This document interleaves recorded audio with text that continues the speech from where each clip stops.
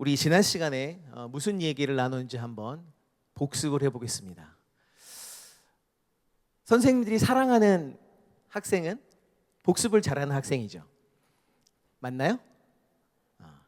예습을 잘할 수 있으면 좋겠지만 하나님의 말씀을 예습하기는 힘드니까 오늘 복습을 좀 한번 해보겠습니다.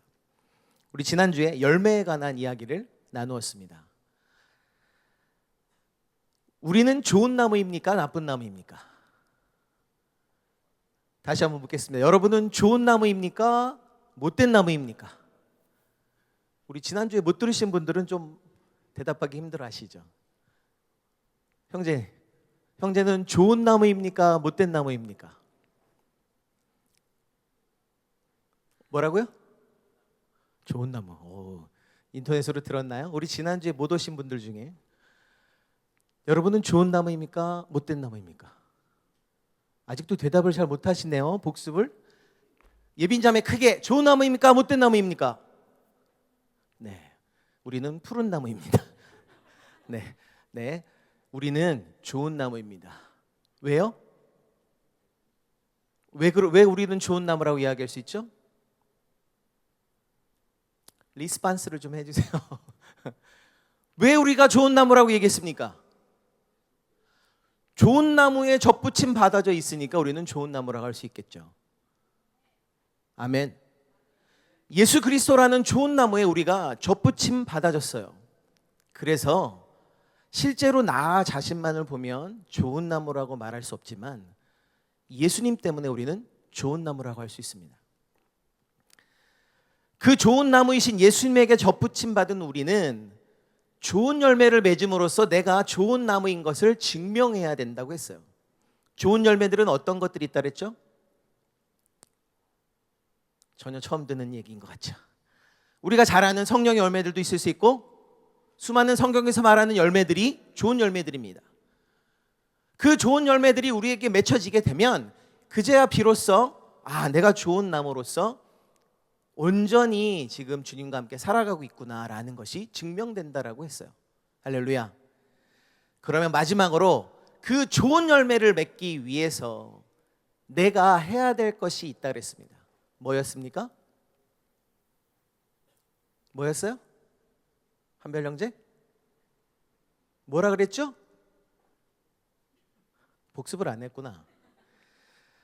좋은 열매를 맺기 위해서 우리가 하나의 것이 필요합니다. 뭐냐면 기도와 묵상을 해야 된다고 했죠. 그래야 좋은 나무이신 예수 그리스도로부터 나오는 양분을 우리가 온전히 받아들여서 좋은 열매를 맺을 수 있다 그랬어요. 우리는 이 세상을 살아나가면서 좋은 열매를 맺기 위해 좋은 나무이신 하나님께서 공짜로 우리를 접붙여 줬지만 좋은 나무가 좋은 열매를 맺는 것은 우리의 기도와 묵상이 있어야 된다라고 했습니다. 할렐루야. 자, 우리 지난 시간에 그래서 마지막에 이야기 나눴던 제자 삼는 부분에 대해서 함께 이야기 나눕니다. 지난 시간에 많은 열매들에 대해서 여러분과 함께 이야기 나눴어요. 그래서 그 열매를 맺기 위해 하나님께서는 우리에게 좋은 양분을 주십니다. 그리고 그 양분을 우리가 받아들인 것은 기도와 묵상을 통해 그 양분을 받아들여서 성령의 열매들을 맺어갈 수 있다 그랬죠. 또 다른 많은 열매들을 맺어갈 수 있습니다. 근데 여러분, 그 열매는 단기간에 맺혀질까요? 아니면 시간이 좀 걸릴까요? 포기하세요. 저는 여러분 계속 질문할 거예요. 대답 안 한다고 뭐 질문 안 하진 않아요. 짧은 시간에 맺힐 수 있을까요? 길게 걸릴까요? 시간이 굉장히 오래 걸려요. 왜냐하면 그 열매는 내적인 변화를 통해서 오랜 시간 동안 우리를 다지고 다져서 우리 안에 나와야 되기 때문이죠. 그래서 긴 시간 동안 그 열매를 맺기 위해서 계속 예수님과 접붙임 받은 우리가 기도와 묵상으로 그 열매를 맺어야 된다라고 했습니다. 그런데 저의 목회 철학인 제자 삼는 부분에 대해서 저는 의문을 가졌어요. 성경이 이렇게 많은 열매들에 대해서 나오는데 제자는 과연 열매와 어떤 관계가 있을까? 성경에 보면 제자 삼는 것이 열매이다. 그리고 제자 삼는 열매를 너희가 맺어라 라고 직접적으로 이야기하는 말씀은 없다라고 말씀드렸죠. 그런데 이 말씀을 계속해서 저는 묵상을 해볼수록 진정한 열매가 제자 양육인 것 같은데 제자 양육이 예수님께서 말씀하신 마지막 최후의 열매인 것 같은데 어디에서 그런 말씀하실까 찾아보게 됐습니다. 그래서 요한복음 15장 1절에서 8절, 지난주에 함께 나눴던 참포도나무의 비유에서 이 말씀에 대한 이야기가 나온 것을 발견했습니다. 그 중에서 15장 16절 말씀 우리 함께 읽습니다. 시작.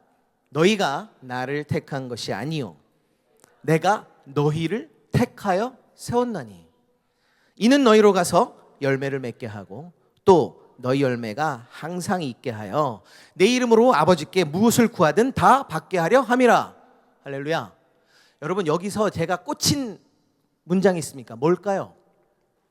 열매 말고, 그건 너무 1차원적이고, 내가 너희를 택하여 세웠나니, 내가 너희를 택하여 세웠나니.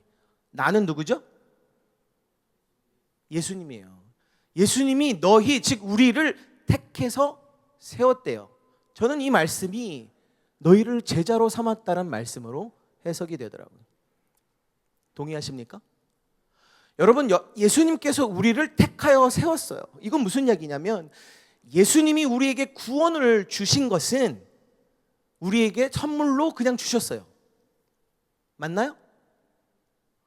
예수님께서 그저 우리에게 너희가 믿기만 하면 구원받을 수 있는 놀라운 선물을 주셨어요. 이건 엄밀히 말하면 택해서 골라서 세운 건 아니죠. 잘 들으세요. 나중에 좀 오해해서 목사님 이상한 소리 한다 하지 말고, 너희를 택했다라고 하는 것은 특별히 구원받은 자 중에서 하나님께서 우리에게 원하는 게 있어서 고르셨다는 얘기인 것 같아요. 저는 그렇게 믿습니다. 그렇다면 너희를 택해서 세웠다라고 하는 것은 어떤 목적이 있어서 너희를 구별을 해갖고 선택해서 세웠다서 뭔가의 목적을 위해서. 저는 그것이 제자 양육이라는 예수님의 말씀과 동일하다라고 생각을 해요. 그리고 그 뒤에 나오죠. 왜요? 왜 그렇게 세웠어요? 왜? 열매. 대답 좀 해주세요. 열매를 맺게 하기 위해서. 궁극적인 열매를 맺는 것은 열매가 우리 안에 통해서 예수님께서 살아계신가, 예수님이 지금 우리와 함께 접붙여져 가지고 같이 나무고 좋은 나무로서 자라고 있다는 걸 보여주기 위해서 열매를 너희들이 맺어야 된다라고 얘기하고 있어요. 그리고 그 열매가 항상 있게 하라. 그 열매가 항상 있게 하여, 즉 열매가 어떤 우리가 아는 그 열매 나무처럼 계절을 택해서 나오는 게 아니라 그 열매가 항상 있게 하래요. 우리 안에 열매로서 증명되어질 것들이 계속해서 나와야 된다는 얘기입니다. 그래서 끊임없이 아버지께 무엇을 구하든 다 받게 하는 놀라운 축복을 주시기 위해요. 뒤집어 볼까요? 여러분이 원하는 기도 제목들, 아버지 이거 좀 주세요. 받으려면 어떻게 해야 돼요? 거꾸로 가봅시다. 열매가 항상 있어야 되죠. 틀려요? 포기하시라니까요. 계속 물을 거예요. 맞아요, 틀려요? 꼭 이 말씀을 거꾸로 가는 거예요. 아버지께 우리가 구하는 것을 받으려면 어떻게 하라고요? 뒤로 가서 열매가 항상 있게 해야 되죠, 우리를. 이 말씀에 따르면. 그러면 그 열매를 맺게 하기 위해서는 내가 지금 어떻게 돼야 돼요? 택해서 온전히 세워져야 된다는 얘기예요. 그럼 택해서 세워진 그 열매가 제자 삼는 부분입니다. 오늘 본문의 말씀 다시 한번 가보겠습니다. 이걸 읽으면 항상 한별 형제랑 비교가 되는 것 같아서 저도 목소리를 깔고 한번 다시 해보겠습니다. 28장 18절에서 20절까지 말씀 다시 한번 읽겠습니다. 시작.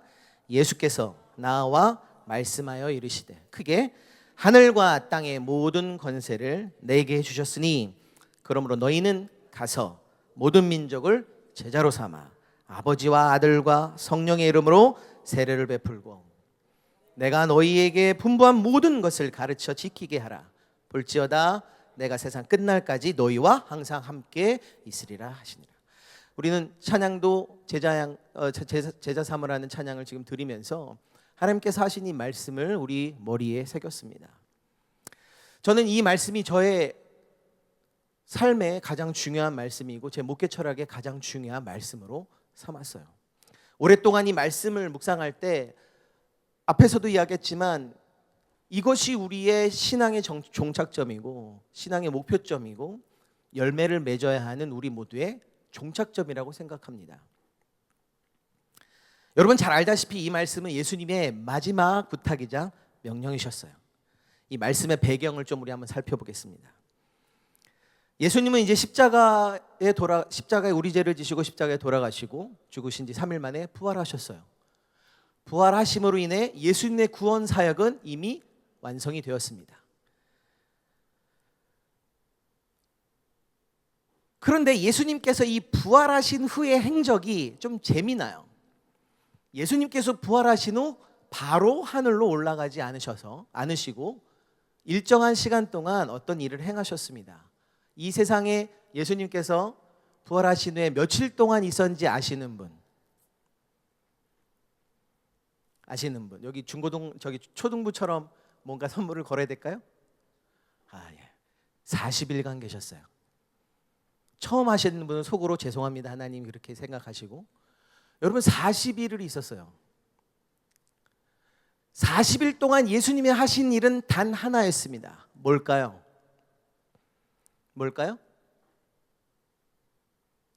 제자들과 함께 계셨어요.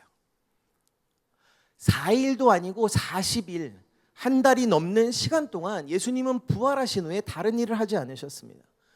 공생의 기간 동안 그렇게 많은 사역들을 통해서 활발하게 돌아다니시고 하나님 나라를 이루시기 위해서 그렇게 애써 행하시던 일들을 다 내려놓으시고 구원 사역을 완성한 부활 이후에는 오직 제자들과 함께 시간을 보냈어요. 여러분 이거를 한번 곰곰이 한번 생각해 봅시다. 왜 제자들과만 그 시간을 보냈을까요? 왜? 중요하니까? 중요하지 않으니까? 예수님에게는 지금 구원 사역을 이루신 이후에 아마 제가 좀 생각을 해본다면 이제 하나님께서 예수님에게 자, 네가 할 일은 다 했으니까 이제 천국으로 와라 라고 얘기하시고 준비하시고 계시는데, 하나님 잠시만요, 제가 조금만 더 제자들과 함께 있고 싶어요. 그래서 그 시간을 온전히 제자들에게 자신의 신성과 이제 자신 했던 일들을 다시 한번 되짚어주기 시작하십니다. 그리고 그 제자와 함께 있었던 곳은 베단이라는 곳입니다. 그리고 하나님 나라에 대해서 가르치고 그 이후에 다시 감람산이라는 곳에 가셔서 축복하시고 승천하십니다. 여러분 예수님께서 이 땅에 사명을 가지고 오셨다고 그랬어요. 크게 두 가지 사명으로 볼 수 있습니다. 한 가지 사명은 십자가의 사건처럼 구원의 사건입니다. 즉 우리에게 구원을 주시기 위해서 인간의 몸을 직접 입고 우리에게 구원을 선물로 주시기 위해 이 땅에 오셨어요. 그게 첫 번째 사명이에요. 가장 중요한 사명이죠. 그리고 두 번째 사명은 뭐였어요? 제자를 삼으신 겁니다. 예수님의 사역을 3대 사역이다 4대 사역이다 많이 이렇게 분류하긴 합니다. 그런데요, 예수님의 사명을 따져놓고 보면 크게 두 가지로밖에 볼 수가 없어요. 구원 사명과 제자를 삼기 위한 사역들을 예수님께서 하셨다라고 볼 수 있습니다. 그 결정적인 증거가 바로 지금 말씀드린 거예요. 부활 후에 오직 예수님이 제자들과만 보내셨다니까요. 그것도 예루살렘에서가 아니라 베단이에요. 여러분 베단이라는 곳에 대해서 한번 생각해 보겠습니다. 베다니에서 있었던 성경의 사건들에 대해서 여러 가지가 있는데 생각나는 걸 좀 한번 얘기해 주세요. 대답 계속 안 하면 제가 그냥 찝어서 말씀드리겠습니다. 베다니에서 있었던 성경의 사건들 어떤 것이 있을까요? 점점 더 대답을 안 하시네. 베다니는요, 그럼 제가 일단 진행할게요. 베다니는 성경에 두 군데가 나와요. 똑같은 이름인데 하나는 요단강 건너편에 있는 베다니이고 하나는 예루살렘에 가까이 있는 베다니입니다. 당연히 예수님께서 십자가에 돌아가시고 부활하신 후에 있으셨던 곳은 예루살렘에서 가까이 있었던 베단이에요. 근데 예루살렘에서 약 4km가 떨어져 있습니다. 직선 거리로. 그럼 이제 지금 우리나라로 따지면 한 10리 정도 되고요. 그렇게 가까웠다고 얘기할 수 있는 거리는 아니에요. 왜? 그 당시엔 걸어서 그냥 갔었어야 되니까. 또 이렇게 직선으로 갈 수가 없으니까 좀 이렇게 돌아갔겠죠. 시간이 의외로 좀 걸립니다. 그런데 예수님은 그 베다니로 제자들과 함께 가셨어요. 성경적인 것을 쭉 놓고 보면 그곳에 간 이유가 있습니다. 첫 번째는 왜 갔을까요? 유추를 좀 해봅시다. 그 시간이 중요했기 때문이라 그랬죠. 제자들과의 그 만남이 너무나도 중요했기 때문이죠. 그렇기 때문에 뭐가 필요했어요? 뭐가? 좀 조용한 공간이 필요하지 않았을까요? 예루살렘은 여러분 지금 보면 우리 여기 청담동 같은 데예요. 그렇죠? 막 시끄럽고 막 왔다 갔다 하고 복잡한데요. 온전히 그 시간을 나눌 수가 없어요. 그래서 베단이라는 4km가 떨어진 곳까지 가신 겁니다. 두 번째는 여러분 베다니 하면 머릿속에 딱 사건이 좀 떠올라야 되는데 베다니에 아주 유명한 사건이 있었습니다. 어떤 사건이냐면 나사로의 사건이 있었어요. 죽은 나사로를 살리셨어요. 그 나사로의 동생들이 누구죠? 마리아와 마르다. 마르다와 마리아예요. 우리가 잘 아는 마리아와 마르다의 사건도 아시죠? 마리아는 예수님을 위해서 맛있는 음식을 대접하기 위해서 열심히 부엌에서 막 열심히 하는데 마르다는 얄밉게 예수님 발 앞에 앉아 예수님 말씀 좀 해주세요. 바뀌었나요? 찾아내네요. 여러분 찾아내나 못 찾아내나. 하여튼 그런 사건들이 있으셨던 거예요. 그건 무슨 얘기냐면 그곳에 마리아와 마르다, 예수님 베다니에 여러 번 가셨던 적이 있습니다. 예루살렘 성전을 정화하시기 전에도 베다니에 계셨고요. 또 어떤 일들을 위해서 베다니에 자주 계셨어요. 베다니에는 예수님이 살아가는 사람들이 있었다는 얘기입니다. 그리고 다른 성경에서 좀 보면 나사로와 마르다, 마리아 역시 예수님의 제자들이었어요. 즉 결론적으로 베다니를 가신 이유는 예수님이 제자들과 그리고 그렇게 사랑하는 나사로와 마리아와 마르다 자매에게 온전히 남은 시간을 함께 하기 위해서 그 베다니를 선택을 하셨어요. 그리고 여러분 승천 사건도 봅시다. 베다니에서 다시 감람산이라고 하는 곳까지 올라왔어요. 감람산은 예루살렘과 가깝지만 지금 가보면 거의 뭐 예루살렘이지만 그 당시에 감람산은 되게 황량하고 떨어진 곳이었습니다. 예루살렘과. 그런데 굳이 이제 마지막 승천, 예수님께서 신성을 이제 우리에게 눈으로 보여줄 수 있는 마지막 사건인 승천을 제자들을 또 따로 추려서 감람산이라고 하는 곳에 가셔서 승천하셨어요. 저는 이 사건을 볼 때 좀 이해가 안 된 부분이 있었습니다. 한번 생각해 보세요, 여러분. 예수님이 십자가에 매달리실 때 온갖 조롱과 네가 하나님의 아들이라면 그곳에서 내려와서 너 자신을 구원해봐라. 조롱을 받으시고 멸시를 받으셨어요. 솔직히 나 같으면 적어도 승천 정도는 예루살렘 성전 꼭대기에 올라가셔서 예루살렘 성전 위를 밟고 자, 내가 너희들이 그렇게 멸시하던 하나님이다 하고 승천하시고 싶지 않았을까, 나 같으면. 그리고 여러분 사실 예수님의 복음이 좀 전해지려고 한다면 뭔가 그런 기적과도 같은 사건이 좀 있어야 되지 않을까요? 근데 예수님은 그렇게 선택하지 않으셨어요. 베다니에서 40일 동안 그냥 조용히 제자들과만 시간을 보내고 이제 정말 마지막 순간 승천해서 다시는 인간적으로 육적으로 볼 수 없는 그 순간에도 오직 제자들만을 바라보시고 제자들과만 있는 곳에 가셔서 승천하셨어요. 이 모든 사건의 결론은 무엇입니까? 지금 오직 첫 번째 사명인 구원을 이루신 후에는 오직 예수님의 눈에는 제자들만 보였어요. 제자들만. 왜 그럴까요? 이제 예수님의 모든 사명은 이 제자들을 통해서만 이루어질 수 있다는 걸 아신 거예요.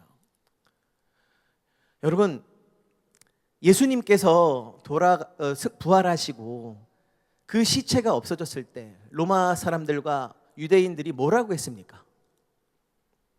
제자들이 훔쳐갔다. 그리고 예수님이 승천하신 후에 제자들이 우리 예수님이 이제 승천하셔서 진정한 구원자가 되셨다라고 얘기했을 때 그걸 갖고 공격했어요. 너희들이 훔쳐가서 너희들이 쓱싹해놓고 무슨 승천이야, 햇소리 하지 말아라.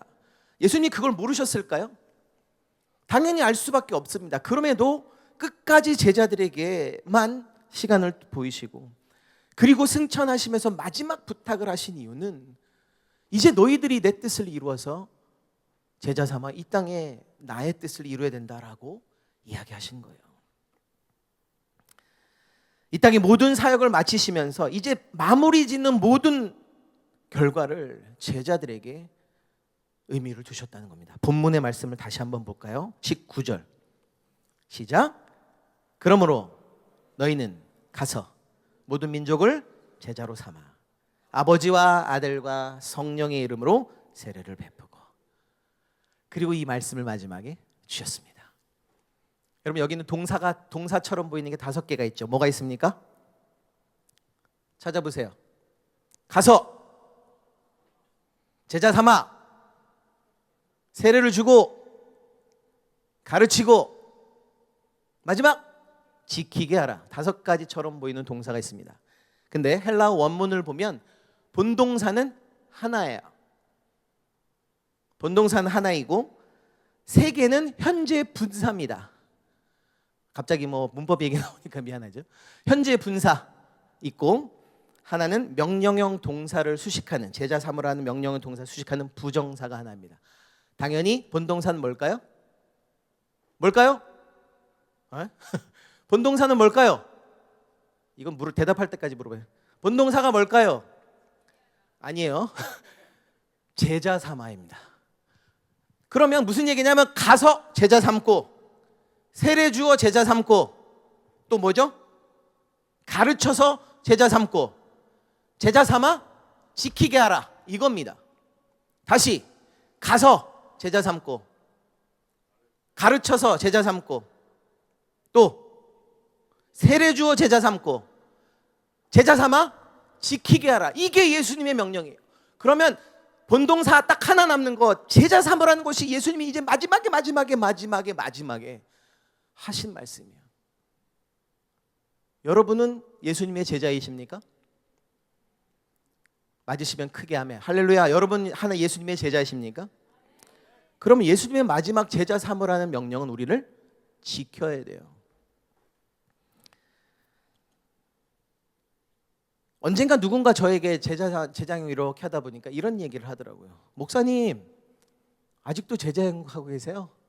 아유, 제자형 유행 지난 지가 언젠데 아직도 제자형 하세요? 지금 시대가 어느 때인데 목사님 아직도 제자형 하고 계세요? 왜 아직도 제자형 고집하세요? 목사님 좀 다른 것 좀 하세요.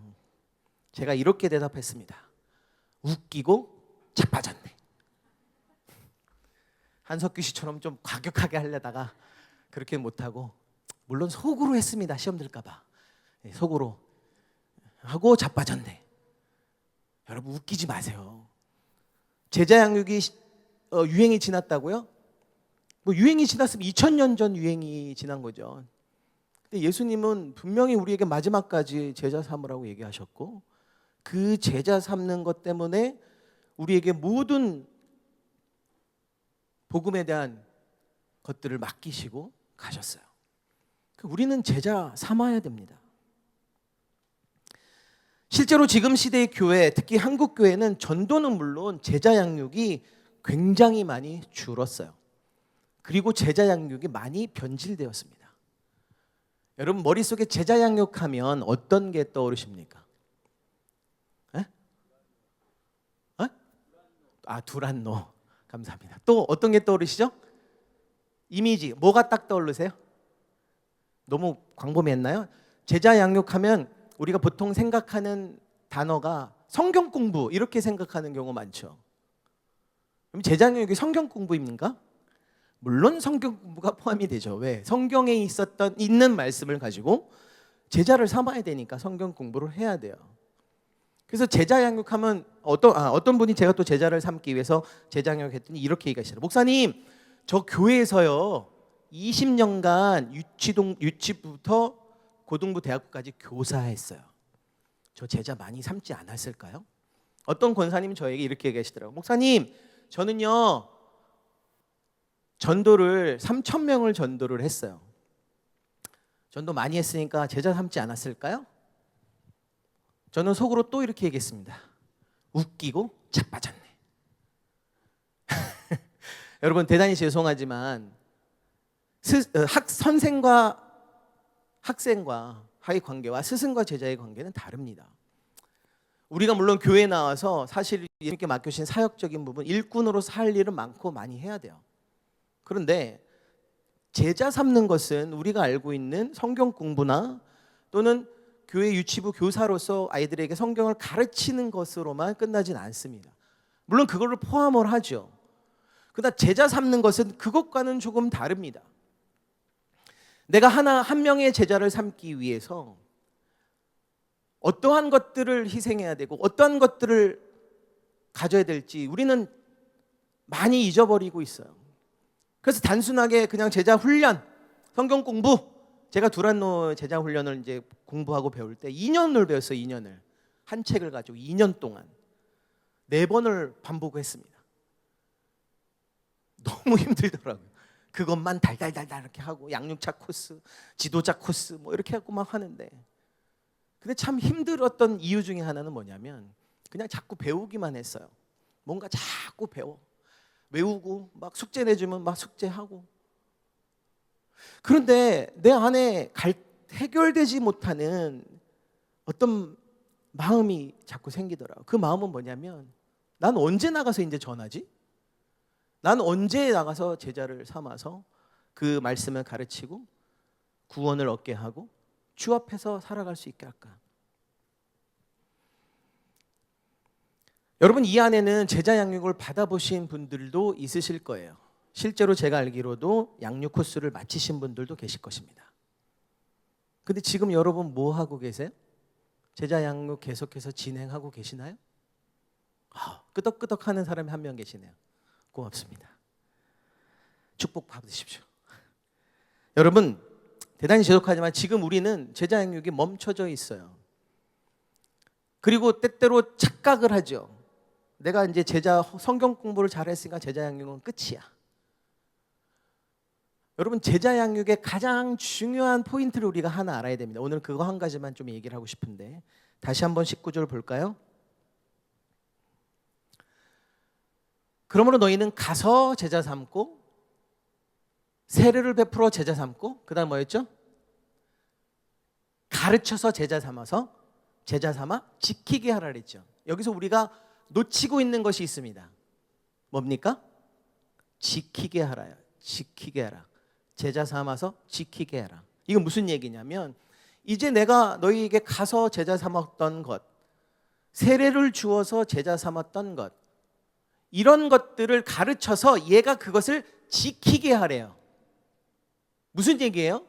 내가 제자 삼은 그 제자가 이제 하나님의 구원을 받고 하나님께서 구원을 주신 것을 인정하고 감사드리며 주 앞에 나와왔다면 이 친구가 이제 뭘 해야 돼요? 뭘 해야 돼요? 시온, 자이온 뭘 해야 될까요? 이거 해야 돼? 이게 뭐야? 대답할 때까지 물어보는 거야. 뭘 해야 돼요? 뭘 지켜? 앞에 했던 걸 그대로 지키게 하는 거. 그걸 우리는 뭐라고 그러냐면 재생산이라 그래요. 좀 되게 정 떨어지는 그 단어긴 하는데 너무 좀 이렇게 공학적인가? 하여튼 재생산해야 돼. 무슨 얘기냐면 내가 제자를 삼았으면 이 제자가 또 다른 제자를 삼게끔 도와주는 것까지, 그게 제자 양육입니다. 할렐루야.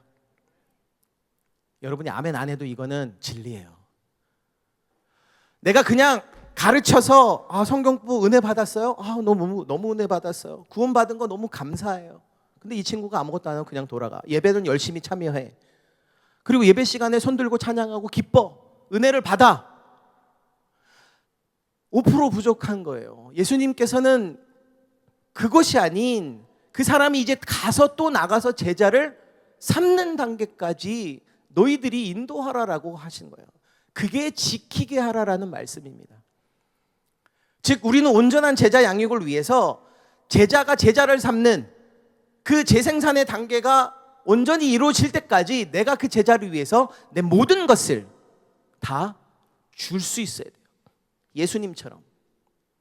여기는 다 청년들이라 조금 비유가 좀 그렇지만 여러분, 가정을 이루는 본초적인 목적은 자식을 낳는 거예요. 그렇죠? 양아자매는 알죠? 자식이 우리 안에, 가정 안에 있지 않으면 그 가정은 온전한 하나님의 뜻 안에서 온전한 가정을 아직 이루지 못하는 거예요. 그리고 한번 보세요. 내가 자녀를, 생산이라는 말은 좀 그렇지만 어쨌든 낳았어요. 그럼 이 나의 자녀가 나만의 자녀는 아니죠. 왜? 우리의 부모님이신 부모님의 자녀이기도 합니다. 때로는 나를 이뻐했던 것보다 얘네들을 훨씬 이뻐해요. 좀 짜증이 나지만. 우리 아버지도 좀 그러시더라고요. 평생 안 그러실 줄 알았더니 손자 손녀는 그렇게 예뻐하시더라고요. 그게 하나님의 섭리입니다. 요즘 뭐 희한한 말들도 많이 하고 웃기는 소리들도 많이 하지만 가정은 자녀가 이루어져서 그 가정이 계속해서 이루어지는, 그래야 그게 온전한 인류의 가정이고 하나님께서 예비하시고 계획하신 거예요. 똑같습니다. 내 제자가 계속해서 제자를 만들어내고 또 그 제자가 또 제자를 만들고, 그렇게 해서 하나님의 굿뉴스, 복음이 전파되어야지만 예수 그리스도의 복음의 하나님의 나라가 이루어져 가는 거예요. 예배를 드리고 아름다운 찬양을 올려드리고 멋진 교회를 세우고 하나님의 일을 멋지게 하는 것도 필요하지만 예수님께서 마지막까지 명령하시고 부탁하신 것은 너희는 제자 삼아서 하나님 나라를 완성하라고 이야기하신 겁니다. 그게 예수님께서 부활 후에 있으셨던 행적들을 통해서 보여주신 거예요. 40일 동안 제자들에게 오직 그 얘기만 하셨을 거예요. 봐라, 내가 하나님인 걸 이제 믿겠냐? 내가 너희들에게 했던 말이 이런 거였어. 너희는 가서 내가 너희들 제자 삼은 것처럼 제자 삼아야 돼. 힘내. 이제 죽을 것 같이 힘들겠지만 힘내. 그렇게 40일 동안 위로하시고 함께 하시고, 그리고 마지막까지도 부탁, 하늘에 올라가시면서 가서 이제 제자 삼아. 그래도 마음이 안 놓여서 누구를 보내셨어요? 성령님까지 보내주셨습니다. 이제 내가 가면 너희들이 또 힘들 테니까 내가 성령 하나님을 너희들에게 보내줄게. 보혜사, 너희를 돕기 위한 성령을 내가 보내줄 테니까 내가 없더라도 울지 말고 성령님께 기도하며 제자를 삼기를 바란다 라고 이야기하십니다. 여러분, 우리 푸른나무 청년부가 제자 삼는 교회가 되기를 원합니다. 이거는 누구를 따라하고 뭐 유행 지나고 이게 필요가 없는 거예요. 그냥 예수님께서 하신, 우리에게 부탁하신 명령이고 우리에게 마지막까지 보여주셨던 그분의 가장 중요한 가치관이에요. 예수를 믿고 따른다라고 한다면, 크리스찬이라면 그 길을 우리는 목숨 걸고 따라가야 돼요. 그리고 더불어 거기에 축복 주셔서 아까 맨 처음에 했던 말씀, 그렇게 해서 열매를 계속 내 안에 있게 하면 무슨 축복을 주신대요? 기도하면 다 이루어진대요. 여러분, 이루고 싶은 거 많잖아요. 이루셔야 돼요. 축복도 받아야 되고 돈도 많이 벌어야 되고. 왜? 돈 벌어서 선교해야지. 여기 광 목사님 오셨는데 선교하시면 돈 팍팍 밀어드리고, 선교지에서 가장 선교지에서, 여러분, 저희 아버지와 함께 저도 선교지 참 많은 곳에 가봤는데 제일 힘 빠질 때가 언제인지 아세요? 내가 저희 한 영혼을 위해서 갈 수 있는데 돈이 없어 못 갈 때요. 그리고 저 영혼이 지금 굶어가고 있기 때문에 밥을 먹여야 되는데 내가 돈이 없어요. 저 영혼이 지금 아파서 죽어가고 있는데 내가 하나님 말씀을 전하고 싶은데 일단 쟤를 좀 살려야 될 거 아니야. 돈이 없어 못 살려. 이슬람 선교사들은 돈 팍팍 씁니다. 막 한 마을에 오면 그냥 돈 무지하게 풀어갖고 막 먹이고 막 돼지 몇 마리씩 막 잡아가지고, 제가 아프리카에서 선교할 때 그렇게 막 사람들의 환심을 확 사요. 선교사가 막 1년 동안 열심히 해서 제자 한 2-3명 만들고 같이 기도하려고 하는데 하루 만에 그 다음날 이슬람 선교사가 와갖고, 야, 날 믿으면 한 달에 100만 원씩 줄게. 진짜예요. 그리고 막 지원해 줍니다. 학교 줘주고 막 우물 파주고. 그럼 얘네들도 버티다 가족을 살리기 위해 이슬람교로 개종해요. 그런 장면들을 보면 얼마나 마음이 아픈지 아세요? 여러분, 우리는 제자 삼는 것에 목숨 걸 수 있을 때 하나님께서 우리의 것들을 책임지십니다. 아까 말씀 나눴잖아요. 그 열매가 내 안에 항상 있게 하면 내가 원하는, 그렇게 원하는, 얻고자 하는 그런 것들이 하나님께서 응답해 주시고 얻게 해 주신다고 하십니다. 할렐루야. 이제 우리 푸른나무 교회 청년부도 다시 한번 제자 양육을 시작하려고 합니다. 그동안 조금 많은 일들 가운데에서 제자 양육이 끊겨졌던, 아니면 어떻든 우리가 다시 이제 제자 양육을 시작하려고 고민하고 고심하고 하고 있습니다. 여러분, 곧 조만간에 여러분들과 함께 제자 양육 시작할 거예요. 지금 진행하고 있는 은혜 만남 이제 4주차 끝나고 이제 마지막 주차만 남아 있는데, 은혜 만남도 제자 양육의 한 과정입니다. 은혜 만남을 졸업하고 제자 양육 1:1 코스를 진행하시고, 그래서 리더로 여러분을 만들어 갈 거예요. 1년 정도 예상하고 있습니다. 여러분들이 그 리더로 세워져서 제자를 온전히 키워낼 수 있는 리더의 순간이 되면, 그때 우리 모두가 축복하고 이제 제자를 삼아서 리더로 삼아가는 그 과정을 우리가 이제 진행할 겁니다. 여러분, 소망을 가지기 바랍니다. 할렐루야. 물론 힘들어요. 제가 제자 양육하면서 별의별 상황을 다 당해봤지만 너무 힘들어요. 내 자식 같으면 그냥 회초리라도 해서 조팩이라도 하겠지. 근데 이건 내 사람도 아니고 내 자식도 아니고 그냥 내 모든 걸 다 해야 돼요. 그리고 깨달은 게 하나 있습니다. 여러분, 제자 양육 하다가 보니까 다른 그 많은 열매들이 그냥 저절로 맺혀지더라고요. 왜? 여러분, 성령의 열매가 언제 맺혀지냐면 제자 양육할 때 가장 확실하게 맺혀져요. 사랑, 희락, 화평, 오래 참음, 제자 양육하면 다 돼요. 오래 참음, 여러분, 제자 양육하면 막 속 터지는 일이 너무나 많아요. 한번 만나서 1:1로 만나서 시원자매 오늘 제자 양육 합시다. 목사님 바빠요. 목사님 만나서 맨날 하는 얘기 뭐 신앙 얘기밖에 없고. 다음 주에 만나요. 그 다음 주에 전화했더니 또 목사님 시험 기간이에요. 다음 주에 만나요. 그래 다음 주에 내가 전화할게요. 오래 참아야 돼요. 그리고 사랑을 정말 많이 부어야 돼요. 우리 제 자녀들이 저보고 아빠는 맨날 제자들만 좋아하고 우리는 서로 좋아하지도 않아. 맨날 그 소리예요. 왜? 제자들한테 맨날 먹을 거 사주고 뭐 해주고, 그 걔네들 때문에 뭐 12시에 밤 12시 전화 오면 나가고 뭐 이런 일이 이러는데 자기들한테 안 그러니까. 니들은 내 자식이잖아 진짜. 어쨌든 뭐 그런 많은 것들이 그 안에서 이루어지면서 예수님의 마음을 알아갑니다. 내 진짜 자녀보다도 예수님이 이렇겠구나. 오래 참고 희생하고 인내의 열매를 맺게 하는 그 순간의 과정들. 그래서 내가 제자 양육이 제자가 내 안에 삼아지고, 그리고 눈물을 흘리며 목사님 구원의 말씀해 주셔서 감사해요. 그리고 그 사람이 나가서 또 제자를 삶을 때, 제가 지금까지 기억나는 제자가 3사람 정도 있습니다. 한 분은 87세 되신 분을 제가 제자 삼았습니다. 여러분, 제 앞에서 제자에 대해서 나이 얘기하지 마세요. 어느 교회 가든 어느 교회 가서 제자 양육에 대한 얘기를 했더니 우리 권사님이 목사님 저 75세라 이제 못해요. 그래서 제가 속으로 그랬죠. 웃기고 자빠졌네. 왜? 나는 87세 된 제자도 있거든요. 이분 제자 양육하기 위해서 1년 동안 정말 엄청나게 힘들었습니다. 근데 이분이 참 좋았던 건 너무나도 순수하셨어요. 그래서 하라는 대로 다 했어. 어제 외운 단어 말씀 한 구절 내일도 가면 또 까먹지만 또 외우고 말씀 전하고, 아멘 할렐루야. 목사님 1년 만에 이제 구원에 대한 확신을 가지고 가셨어요. 그런 다음에 제가 이제 뭘 했습니까? 권사님 이제 또 제자 삼으셔야죠. 목사님 저 이제 87세인데 제자 삼을 만한 사람이 없어요. 그래서 안 돼요 권사님, 제자 삼아야 돼요. 그래야 제자 양육이 완성해요. 무조건 제자 삼으세요. 한 명 찾으세요. 한 달 동안 제가 막 들들들 볶았어요. 제자 삼으세요. 오늘은 어디에 가실 거예요?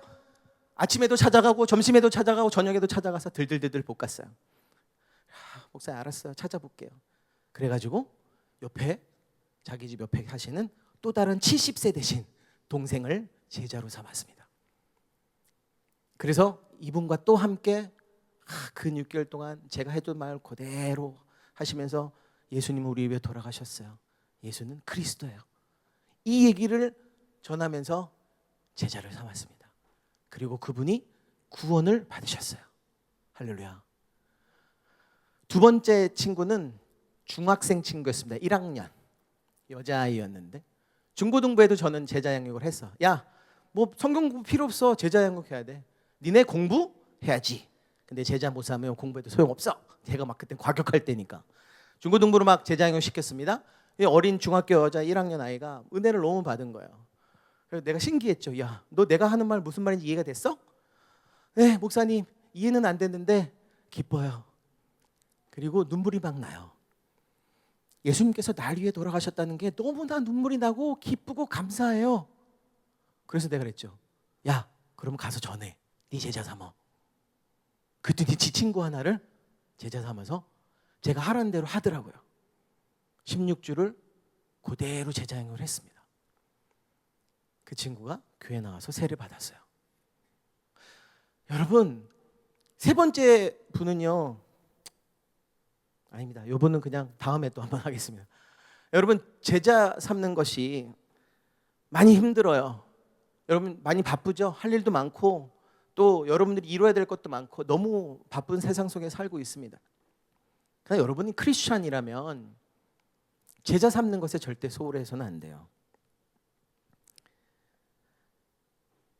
제자 양육에 관해서는 오늘 하루 종일 해도 제가 할 말이 많습니다. 그러나 오늘 여기까지 하고 여러분 이제 제자 양육이 우리 교회가 진행이 되면서 더 많은 여러분과의 토론과 또 제자 양육을 통한 교육이 이루어질 거예요.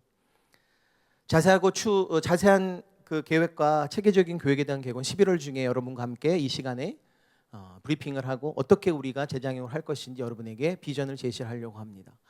그 비전을 따라 여러분 제자 양육을 삼으시고 따라오시기 바랍니다. 여러분에게 놀라운 하나님의 축복과 예비하심이 분명히 있습니다. 몇몇 사람들에게는 얘기했지만 저희가 이 푸른나무 청년의 이 사역을 시작을 하면서 이해가 안 됐어요. 왜? 우리 세 사람이 저기 가서 뭘 해야 되지? 그런데 기도하면 할수록 가래요. 광 목사님을 사랑하셨든지 근데 그건 아닌 것 같고 여러분을 너무 사랑하신 것 같아요. 할렐루야. 기도할수록 에이 포기할까? 라는 마음도 들었지만 가래요. 우리 조 목사님 막 눈물을 흘리면서 기도했어요. 왜? 기도하면 자꾸 눈물을 주신대. 저는 눈물이 없어서 눈물은 잘 안 흘리는데 제 마음속에도 감동을 자꾸 주십니다. 내가 찾는 영혼이 여기 있다. 내가 저 청년부에게 이루고자 하는 것도 있다. 여러분 지금 여러분의 상황이 어떻습니까? 좋지만은 않죠. 그런데 저희에겐 그게 왠지 축복으로 보여요. 여러분 마음을 바꾸시기 바랍니다. 마음을 바꾸셔서 내가 특별한 게 아니라 우리가 특별하다는 게 아니라 하나님께서 지금 여러분들에게 원하신 시기가 있었기 때문에 이런 만남과 이런 일들이 진행할 수 있게끔 하신 거예요. 여러분 지금 흙탕물 같이 뭐가 많이 흔들려 있습니까? 아니에요. 하나님께서 지금 다시 뿌리 내리시고 단단히 하기 위해 뭐죠? 이 토지를 개간한 거예요. 여러분에게 분명히 이 제자 양육을 통해 여러분이 다시금 신앙의 온전한 그 본질을 찾아가고 그리고 하나님 나라를 이루어갈 수 있는 많은 기회들을 허락하실 거라 믿습니다. 그리고 그 축복을 누리실 수 있기를 간절히 바랍니다.